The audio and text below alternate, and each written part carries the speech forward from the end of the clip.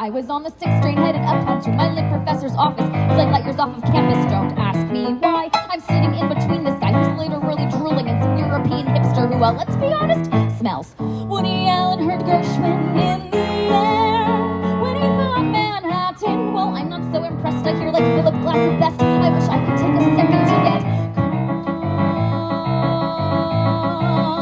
But it's not working, cause like clearly I'm a magnet for a special breed of psycho who thinks being weird's a valuable use of time. My journal likes to wander on its own across the city, bringing with it my whole thesis, which I need to write like now. I don't remember the Muppets getting hives when they took Manhattan, but my own diagnosis is I'm creeping towards psychosis, cause I cannot find a place to get calm.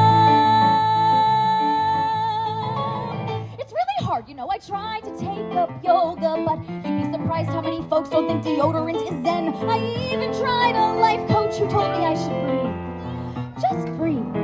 But every time I took in a breath, I visualized that life coach's death. She's having brunch at Cafe Pierre, and she's choking and choking and choking and choking, and so finally she's calm. I'm sorry, anyway, I get to my professor's and he sits me down and tells me that my thesis on Virginia will feel somehow false. I tell him what I'm working from. It's not so much a thesis, but the fact that she went crazy, and that seems well apropos. My professor just tosses back his head and a dry Manhattan. I'm wondering which will kill him quicker, the Big Apple or the liquor, and then suddenly I panic and I tell myself I must get someplace calm. I up and run toward Penn Station like I swear my head was ready to blow, and I hop a train to Jersey just as fast as any person can go, and 90 minutes out I end up at some provincial hamlet I've never heard of. There's a real estate office right on the block. I can't afford a 2-bedroom. I go into shock. I say, what the heck? I write a check, cause there's sunlight and closets and laundry. You know what I'm talking about, yeah?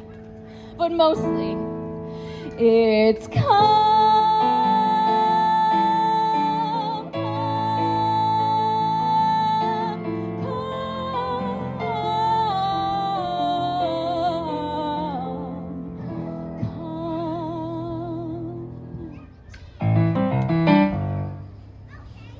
Calm. Really calm. Strangely calm. Like Times Square at 5 a.m. calm. Like totally freak me out calm. Like I'm gonna slowly go crazy and throw myself off the balcony calm.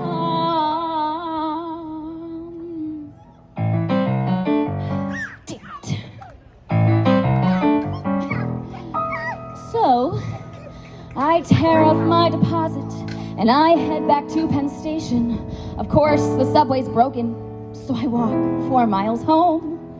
And like 14 hours later, I get back to my apartment with my crazy spastic roommates in a room, well, of my own. I've got this black and white poster on my wall that says my Manhattan. I give it the finger, but I let my gaze linger. And I notice how the people look like tiny specks of gray, all haphazardly arranged just like they did in that Monet. And suddenly I'm struck by this bizarro revelation that, like Warren's whacked out theory, might deserve some explanation. I sit on my